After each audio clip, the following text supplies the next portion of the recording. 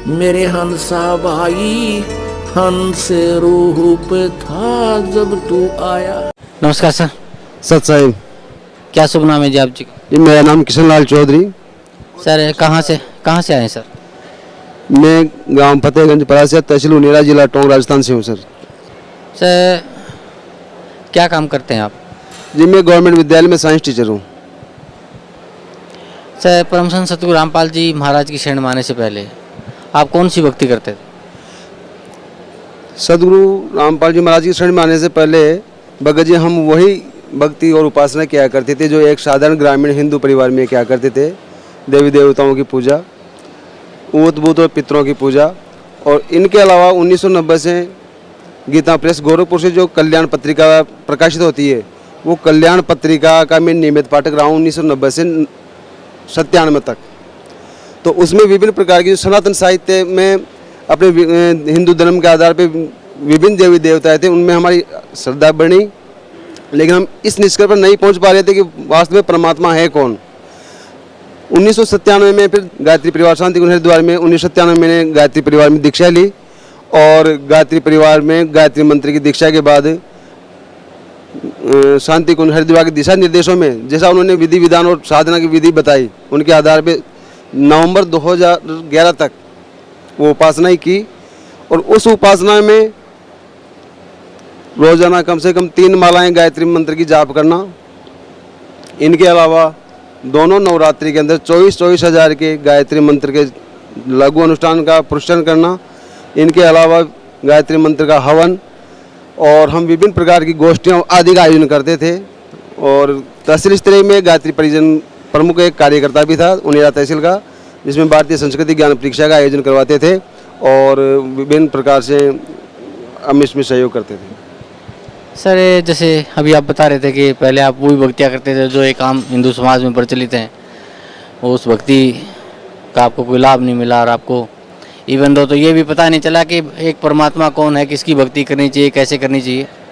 और इसी भूल भुलैया में आप पहुंच गए हरिद्वार, गायत्री परिवार से आप जुड़ गए और उनके द्वारा बताई गई विधि विधान के अनुसार आपने भक्तियाँ की, आपने अनुष्ठान भी बहुत किए। तो सर ये सब जो भक्ति आपने की, उस भक्ति का आपको क्या लाभ मिला? 26 जनवरी 2001 को गुजरात में भयंकर भूकंप आया था। तो गायत्री परिवार से एक अखंड ज्योति पत्रिका निकलती है, अभी भी निकल रही है वो अखंड ज्योति पत्रिका और युग निर्माण योजना और प्रज्ञा अभियान पाक्षिक। तो उस प्रज्ञा अभियान पाक्षिक में एक समाचार छपा था कि गुजरात में जो लाखों लोग उस भूकंप में मारे गए थे, उन भूकंप में मरने वालों में एक भी गायत्री परिजन नहीं था और किसी भी गायत्री परिजन की किसी भी प्रकार की जनधन की हानि नहीं हुई है। उस समाचार से हमारे अंदर दृढ़ता आई और हमने अपनी पूरी निष्ठा के साथ गायत्री मंत्र का जप और विधि विधान के आधार पर अनुष्ठान शुरू कर दिए। लेकिन नवंबर 2011 में पंडित श्री राम शर्मा आचार्य जी के जन्म शताब्दी समारोह के अंदर 1551 कुंडीय यज्ञ था।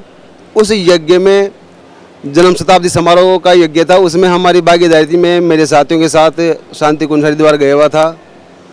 और वहाँ पर जो यज्ञ का मेन वेदी थी, हमारे आंखों के जस्ट सामने वहाँ भगदड़ हुई और कम से कम 22 गायत्री परिजन मारे गए। उसके बाद में मेरे मन में आचार्य जी के प्रति थोड़ी श्रद्धा कम हो गई और गायत्री मंत्र से जो मेरे अंदर जो निष्ठा थी, जो दृढ़ता वाली भावना थी, वो अचानक ख़त्म हो गई और मैं भक्तिहीन हो गया एक तरह से। उस समय हम आचार्य जी को महाकाल का अवतार और शांति कुंज को महाकाल का घोंसला कहा करके बड़े प्रसन्न हुआ करते थे। और सदगुरु रामपाल जी महाराज के चरणों में आने के बाद हमें पता चला कि महाकाल कौन है और उनकी क्या स्थिति है। सर परम संत सतगुरु रामपाल जी महाराज की शरण में आप कैसे आए? भगत जी, नवंबर 2000 के हादसे के बाद मैं बिल्कुल भक्तिहीन हो गया था, कहीं भी मेरी श्रद्धा नहीं थी। तो उस समय मैं क्या था, मैं साइंस एंड आदमी हूँ और मैंने कभी साहित्य पढ़ा नहीं था। लेकिन मैं नौकरी में आने के बाद मैंने हिंदी से एमए किया था और उस एमए हिंदी के अंदर एक पेपर, एक कवि का होता था। उसमें विद्यार्थी अपनी चॉइस के आधार पर कोई भी एक कवि चूज करता है सूरदास हो, तुलसीदास जी हो, रहीम जी हो, कबीर जी हो, कोई भी। तो मैंने कबीर साहब का पेपर चूज किया था और वो पेपर 15 नंबर के उसमें क्वेश्चन आते थे और पास होने के उद्देश्य से पासबुक में से उनके कबीर साहब के पदों को हम पढ़ते थे और उन पदों को पढ़ के हम पास हुए। और जब नवंबर 2011 की घटना के बाद में जब कहीं भी हमारा मन नहीं लगा तो वो कबीर साहब की वो पद बार बार रह रह के मन में याद आते थे। उनका जो रहस्यात्मकता थी, आडंबरों का विरोध था, वो सारी बातें हमारे मन को बार बार प्रेरित करती थी कि क्यों ना हम कबीर साहब का कोई साहित्य पढ़ें या उनसे कहीं कोई साहित्य मिल जाए तो हम उनसे प्रेरणा लें।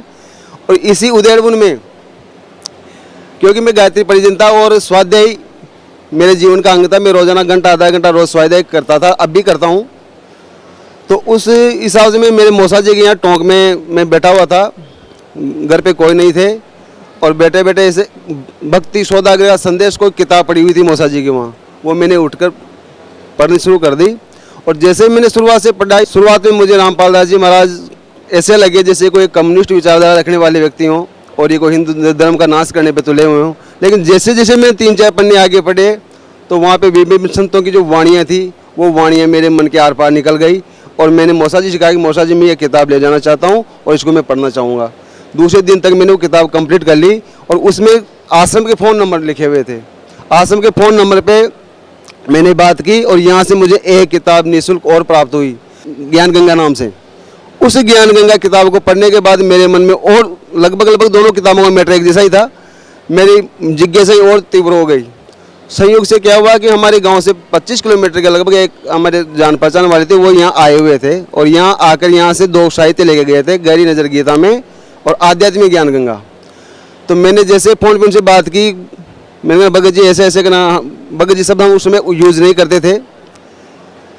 तो कहना हाँ वहाँ की 2 साहित्य मेरे पास है। तो मैं उसी समय मोटरसाइकिल लेके उनसे दोनों ग्रंथ लेके, और जब तक वो ग्रंथ पूरे नहीं हो गए मैं उनको पढ़ता रहा और पढ़ने के बाद ऐसा आनंद आया और ऐसे विचार बने कि ज़रूर कहीं न कहीं कुछ है तो यही है।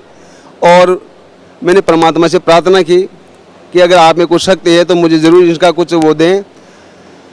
तो पूर्णिमा की रात में, डेट तो मुझे ध्यान नहीं रहा कब तक कौन सी थी वो, लेकिन पूर्णिमा की रात थी। उस रात को जब तक मैंने गुरुजी की फ़ोटो भी नहीं देखी थी, नहीं कहीं टीवी पे कोई प्रोग्राम देखा था, तो उस पूर्णिमा की रात को 12 साढ़े 12 बजे के लगभग कि चल उठ उठ उठ ऐसी आवाज़ आई। एक वो धुंधला सा गुरुजी का जो चेहरा था, आप सफ़ेद सफ़ेद बाल, गोरा गोरा सा चेहरा, वो मुझे धुंधला लगा। मैं उठ के बैठ गया। मैंने कहा ये क्या हुआ? तो मैंने सोचा भाई कहीं ये तो काल के जाल हैं, आते रहते हैं। कुछ दिनों बाद में फिर ऐसा ही हुआ। फिर मैंने सोचा कि क्यों ना हम जो मन में हमारे वो थे बातें, भाई गुरुजी हमें कुछ ऐसा करें, तो वो है ये बात। हमने उसी भगत जी से कहा भगत जी हमें वहाँ लेके चलो आप। तो भगत जी ने कहा कि ठीक है, आप जयपुर से 25 पैसे का गाड़ी जाती है जयपुर हिसार, उसमें निकल जाओ। तो मैंने कहा नहीं, मैं कभी इधर गया नहीं, आप हमारे साथ चलो। तो भगत जी हमारे साथ आए और यहाँ पे हमने नाम दीक्षा ली। नाम दीक्षा लेने के बाद मुझे पता चला और एहसास हुआ कि वास्तव में कोई मूल मंत्र थे। प्रथम मंत्र में भी हमने पता चल गया कि मूल मंत्र थे, तो यही थे जो सदगुरु रामपाल दास जी महाराज ने हमें प्रदान किए हैं। सर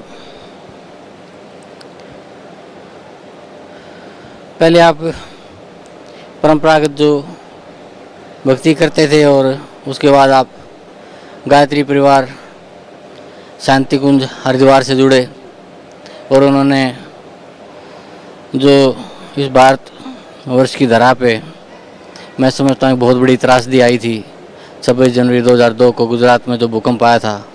अपने भक्तों को मिसगाइड करने के लिए उन्होंने एक मिथ्या प्रचार किया कि उस भूकंप में जहाँ लाखों लोग मारे गए थे तो गायत्री परिवार से जुड़ा किसी साधक को कोई क्षति नहीं हुई। और अभी आप बता रहे थे कि उन्हीं के अनुष्ठान में जो उनका मेन अनुष्ठान था शांति कुंज हरिद्वार में, उसमें भगदड़ में 22 लोगों की जाने गई।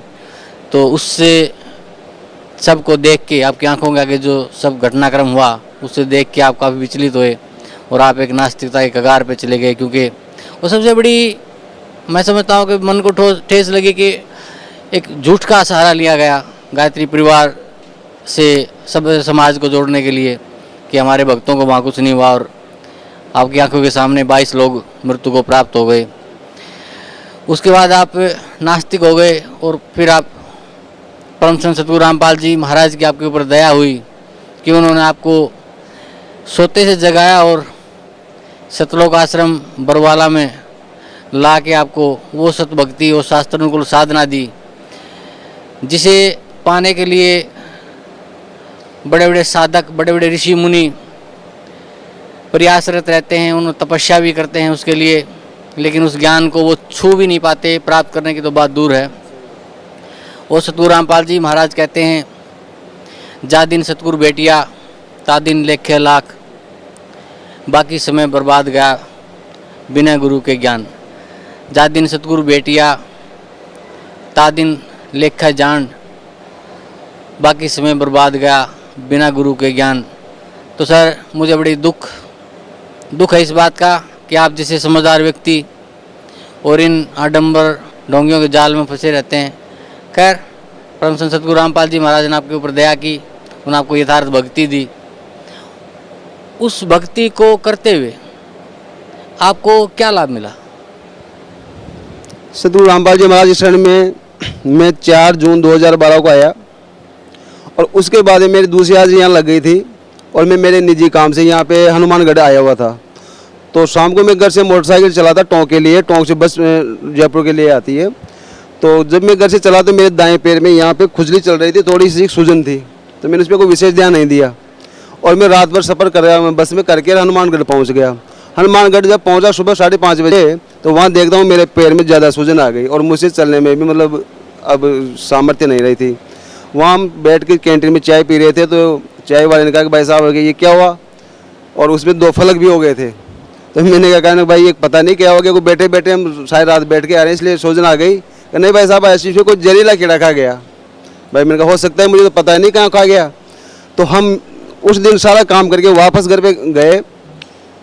शाम को घर पहुँचते ही मैंने आश्रम फ़ोन किया, एक भगत जी से फ़ोन किया, भगत जी ऐसे ऐसे मेरे साथ ऐसा हुआ है और हमारे गांव में इस प्रकार जहरीली कीड़े खाने इस पर तेजा जी महाराज के यहाँ जाते हैं और वहाँ पे जोत बत्ती वगैरह लगाते हैं। परमात्मा का साफ आदेश है कि जो कुछ भी करना है आपको परमात्मा के नाम से केवल कबीर परमेश्वर को करना है और किसी को कुछ नहीं करना है।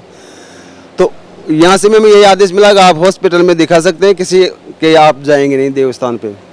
तो मैंने रात घर वालों ने भी ये डिक्लेयर कर दिया कि भाई तेरे तो जहरीला कीड़ा खा गया और सुबह तो हालत ख़राब हो जाएगी तेरी, और सुबह आपको जरूर वहाँ तेजा महाराज के यहाँ लेके चलेंगे और जोत जलाएंगे। मैंने परमात्मा से रात को प्रार्थना की कि परमात्मा मेरी श्रद्धा को आप संबल देना, मेरी निष्ठा को दृढ़ करना। और रात भर में मेरे साथ जो कुछ हुआ भगत जी, परमात्मा ने रात को ही नींद में मुझे एक ऐसी कहानी सुनाई। मैं खुद एक किसान परिवार से हूँ। परमात्मा ने कहानी सुनाई कि बेटे मेरे ऐसे हमारे घर में 2 बैल थे और इस प्रकार एक बैल के पैर में कील लग गई और उस कील के लगने के कारण वो हाड़ी जो था उसका तो कील का ध्यान नहीं रहा और बैल का पैर सूज गया और बैल चलने में असमर्थ हो गया। फिर हम उसको वहाँ गांव में जो डॉक्टर थे जानवरों के उसको दिखाए तो डॉक्टरों ने बता दिया घुटनों पे दर्द और वहाँ पट्टियाँ बांधने शुरू कर दी। तो सदगुरुदेव जी कह रहे थे कि दर्द तो थोड़ा उसका पैरों के अंदर कील के कारण और हम इलाज करवा रहे थे घुटनों पर। इस प्रकार जो कहानी उन्होंने सुनाई तो मुझे ज़ोरदार हंसी आई और ज़ोरदार हंसी आई तो मेरे परिवार वाले सारे उठ के आ गए। कहा क्यों हंस रहा है भाई, क्या बात हो गई? मैंने कहा कि गुरुजी ने ऐसी कहानी सुनाई और जैसे ही मेरा ध्यान पैर पे गया सच मानिए एक मामूली मात्र भी वहाँ पे सूजन नहीं थी, बिल्कुल साफ। जबकि कम से कम हम मेडिकल के हिसाब से भी अगर उसको आराम मानते तो कम से कम 1 सप्ताह लगना चाहिए था। हाथों हाथ रात में ही उसको बिल्कुल साफ जैसे कुछ हुआ ही नहीं। इससे मेरी निष्ठा और दृढ़ हो गई। इसके अलावा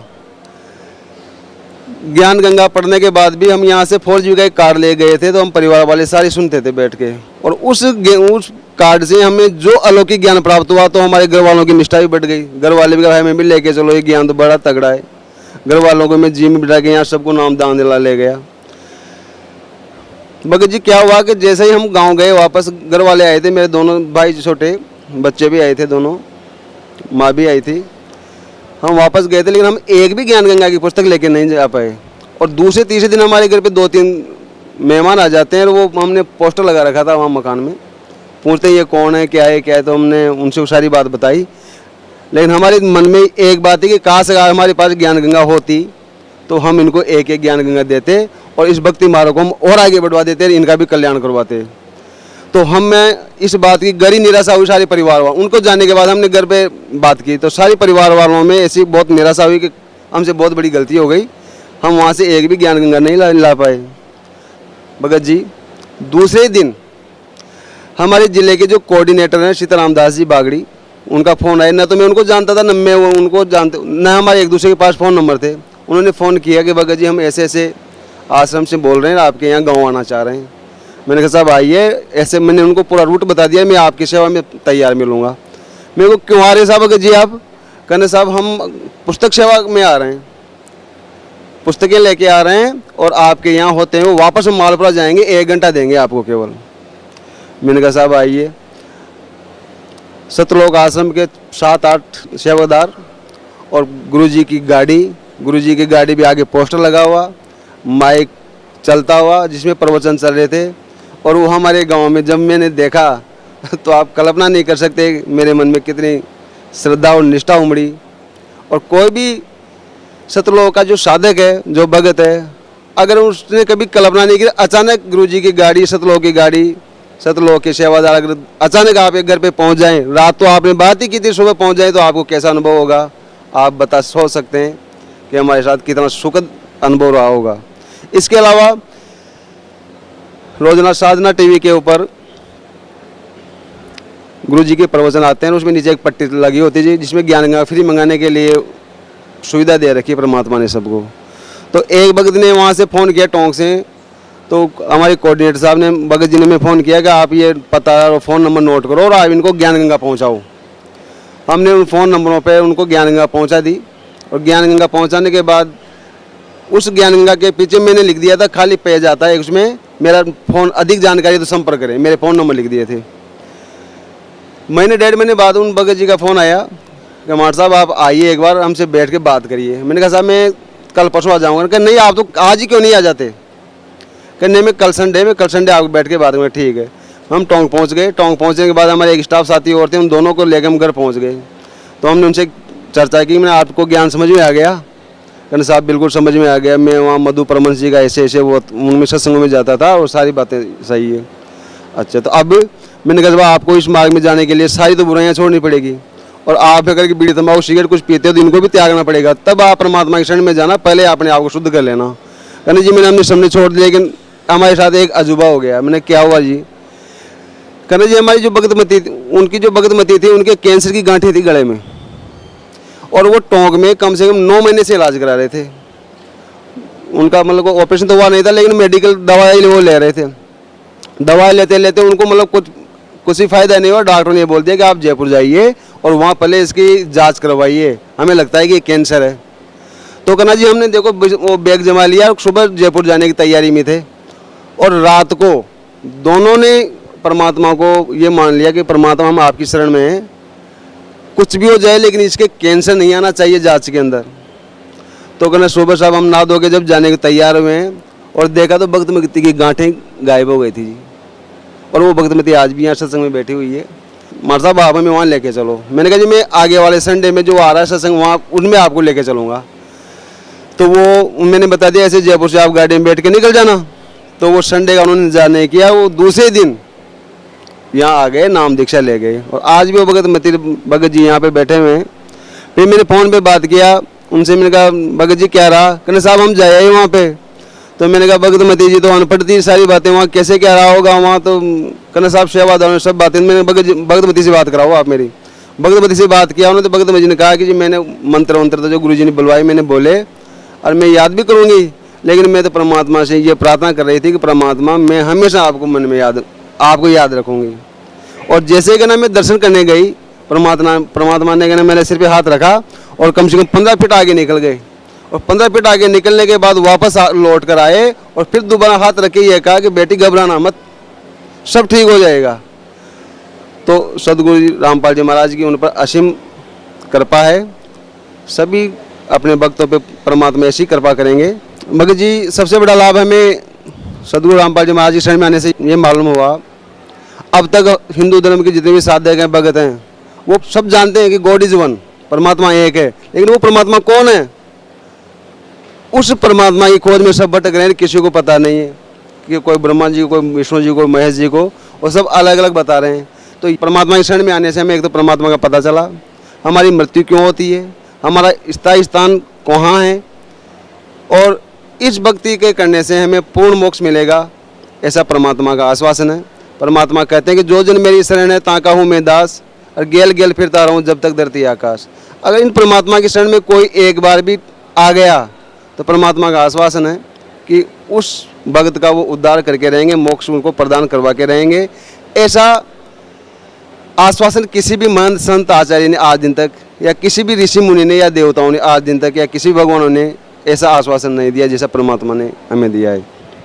सर, आपका मानना है कि परम संत सतगुरु रामपाल जी महाराज से नाम उपदेश लेने के बाद आपको मोक्ष मार्ग मिला और आपको उस एक परमात्मा का पता चला जिसे सब कहते हैं परमात्मा एक है, उस कबीर परमेश्वर का जो सतलोक में रहता है और उसकी सत्य भक्ति का जो हमें मोक्ष दिला सकती है, वो आपको परम संत सतगुरु रामपाल जी महाराज की शरण माने से प्राप्त हुई। तो सर, भगत समाज को क्या संदेश देना चाहते हैं आप? भक्त समाज को मैं संदेश नहीं बल्कि मैं एक आत्मीय अनुरोध करना चाहूँगा, विशेषकर मैं गायत्री परिजनों से अनुरोध करना चाहूँगा कि आज दिन तक आपने बहुत मंत्रों का जाप कर लिया, बहुत भजन कीर्तन कर लिए, बहुत नाम उच्चारण कर लिए, और आपके पूर्व एक गायत्री परिजन का एक अनुरोध है जिस पे आप विचार करेंगे। जो वर्तमान में आप गायत्री मंत्र जाप कर रहे हैं वो बनावटी और मिलावटी है। इसका प्रमाण हमारे सदग्रंथों में है कि जो गायत्री मंत्र आप जाप कर रहे हैं वो यजुर्वेद के अध्याय 36 का श्लोक नंबर 3 है, और उसमें ओम मंत्र नहीं है, मूल पाठ में ओम मंत्र नहीं है, जबकि हम आज दिन तक गायत्री मंत्र के नाम पे ओम लगा के उस मंत्र को जप रहे हैं और जपवा रहे हैं, तो ये मिलावटी है। दूसरी बात, ये बनावटी है। बनावटी कैसे है कि परमात्मा ने अपनी वाणी में कहा है कि उस गायत्री मंत्र को आप जिह्वा से जाप नहीं कर सकते। गायत्री वेद जाने कडियारा, चौका निर्णय करे विचारा, आदि गायत्री अमर स्थानम, सोहम तत्वले हंसा लोक समानम, कहे कबीर गायत्री कलसान, अजर अमर घर मूल ठिकान, नाही सुमरन जिव्य आवा, अदर निरंतर ध्यान लगावा, सत गायत्री अजपा जापम, और कहे कबीर अमर घर वासम, अचिंत पुरुष की गायत्री दीन कबीर बताए, और निश दिन जो सुमरन करे कर्म भरम मिट जाए, सत गायत्री सुमिर के आवागमन नसाई, और सत लोक वासा करे कहे कबीर समझाई। तो भगत जी, आदि शक्ति गायत्री तो ये है जो अजबा जाप है उसका, और हम जो गायत्री मंत्र जानकर जाप कर रहे हैं वो जिव्या से जाप करने वाला है, इसलिए वो बनावटी है। और मूल गायत्री जाप अजबा जाप है जो संत रामपाल जी महाराज हमें देते हैं, सब भक्तों को दूसरे मंत्र में देते हैं वो। और सभी भक्त जो जहाँ पे भी अपनी आस्था लगाए हुए हैं वो पूरी तरह से प्रभु प्रेमी आत्माएं हैं, परमात्मा को प्राप्त करना चाहते हैं, लेकिन अपने कर्मवशों से पता नहीं वो कहाँ कहाँ उलझे हुए हैं। तो वो एक बार जीवन में कम से कम एक बार सतलोक आश्रम में तीर्थ के रूप में एक बार यहाँ जरूर आएँ, अपना परमात्मा से अपना नाम लें। और अनंत कोटि ब्रह्मांड के नायक हैं वो वर्तमान में साकार रूप में सदगुरु रामपाल दास जी महाराज के रूप में हमारे सामने मौजूद हैं, उनसे नाम दीक्षा लेकर अपना कल्याण करवाएं। सत साहिब। सर, आप टीचर हैं और इंटेलेक्चुअल सोसाइटी से जुड़े हुए हैं, यानी कि पढ़े लिखे समाज से आप संबंध रखते हैं। तो परम संत सतगुरु रामपाल जी महाराज ने सभी धार्मिक गुरुओं को, आचार्यों को, शंकराचार्यों को, ऋषियों को, महर्षियों को शास्त्रार्थ के लिए आमंत्रित किया हुआ है ताकि भक्त समाज को सत भक्ति का ज्ञान हो, उन्हें कैसे मुक्ति मिले इसका एक निर्णायक ज्ञान समाज के सामने पेश हो सके। तो क्या कहना चाहते हैं आप, कैसा लगता है आपको जब परम संत सतगुरु रामपाल जी महाराज ने इन संतों को आमंत्रित किया तब? हमें बहुत अच्छा लग रहा है, और जो भक्त इस बात को जानते हैं कि परम गुरु सतगुरु रामपाल जी महाराज ने सभी आचार्यों, महर्षियों, मंथों, मठाधीशों, विद्वानों जो विभिन्न धर्मों के प्रमुख हैं उनको रजिस्टर्ड एडी लिखा है कि आप आइए, आपका काम भी जनता का कल्याण करना है, मेरा काम भी जनता का कल्याण करना है। अगर मुझ में कहीं कुछ गलती है, मैं कुछ गलत ज्ञान बताऊं तो आप मुझ में सुधार करवाइए, और आप अगर कुछ गलत बताएं तो मैं आप में सुधार करवाऊंगा। इसलिए हम सब भक्तों के सामने बैठकर ज्ञान चर्चा करें ताकि भक्तों का कल्याण हो। लेकिन उनमें से एक भी आचार्य ऋषि मंत यहाँ पे नहीं आए और विभिन्न टेलीविजन के चैनलों के संवाददाताओं के द्वारा उनसे उनके जानकारी पूछी गई और वो जानकारी भी मिथ्या थोथी और अधूरी निकली। परमात्मा ने सब शास्त्रों में दिखा दिया उन सब बातों को। परमात्मा व्यसन मुक्त और जो जितनी बुराइयां हैं उनको छुड़ाना चाह रहे हैं और परमात्मा की वाणी में इतना प्रभाव है कि प्रत्येक जो भक्त है वो व्यसन करना तो दूर, वो किसी को उसके लिए प्रेरित भी नहीं करता है। और हमारा जो पवित्र सिख समाज है उस सिख समाज में परमात्मा कहा करते हैं प्रवचनों में कि ऐसे बहुत सारे व्यसन हैं। तो परमात्मा की वाणी का ही प्रभाव समझिए कि अभी 18 तारीख को अकाल तख्त की वहाँ बैठक हुई है और अकाल तख्त की बैठक के अंदर एक निर्णय पास हुआ है। उसमें उन्होंने कहा है कि जो भी सिख परिवार है, जिस अगर सिख परिवार में मदिरा, मांस और तंबाकू का सेवन होगा वो परिवार गुरु ग्रंथ साहब को अपने घर में नहीं रख सकेगा। तो ये मैं मानता हूँ कि सदगुरु रामपाल महाराज की वाणी का ही प्रभाव है कि सिख समाज के जो भक्त हैं उनका भी अब कल्याण होने वाला है, वो भी इन बुराइयों से दूर होंगे और परमात्मा की शरण में आएंगे। जी सर, आप कुछ और बताना चाहेंगे परम संत सतगुरु रामपाल जी महाराज के बारे में, उनकी भक्ति के बारे में, या जो लाभ वो अपने श्रद्धालुओं को उनकी भक्ति से मिल रहे हैं उसके बारे में? संक्षेप में मैं कहूँ तो हम सब इस समय ऐसे भाग्यशाली हैं और हम अपने भाग्य की सराहना करें कि हम इस समय प्राइम टाइम में, पीक टाइम में हमारा जन्म हुआ है। और जो श्रद्धालु यहाँ से नहीं जुड़े हुए हैं उनसे मैं विनती करूँगा कि वो परमात्मा की शरण में एक बार जरूर आएँ और अपना कल्याण कराएं। बस मैं यही कहना चाहूँगा। जी धन्यवाद आपका, बहुत बहुत धन्यवाद।